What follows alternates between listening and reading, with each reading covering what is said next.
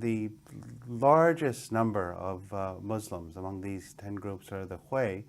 and these are people that are largely very well integrated into Chinese society and have been for many years. If you saw a Muslim Hui alongside a Han Chinese, you wouldn't be able to tell them apart in most cases, except the Hui are practicing Muslims and they don't eat pork and they don't drink and so forth. The Uyghur, in contrast to the Hui, are probably the least, the group that is most separate, which has been least accommodated to Chinese culture, and they're found in the far west. And I can remember I spent some time in the city of Kashgar, which is China's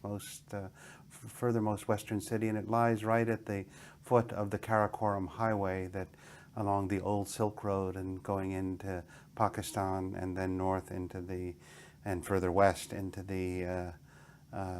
Central Asian republics. And it's a city which has a great deal of strategic importance, but it's largely a Uyghur city in which there are mosques every place you look, and there's a grand mosque that was built in the 15th century, which is a center of community activity during the years. Now, the Uyghurs have been accused by the Chinese government of wanting to split themselves off. Whether this is a Muslim problem or a political problem, or as some people would say, a Xinjiang problem, that depends on the different ways in which you look at it. But within the Uyghur themselves, it's not a kind of a unified single group. There are different factions, there are different religious beliefs, the Sufi and the non-Sufi orders within the largely Sunni tradition of the Uyghurs, and you find a lot of ways in which culturally and linguistically they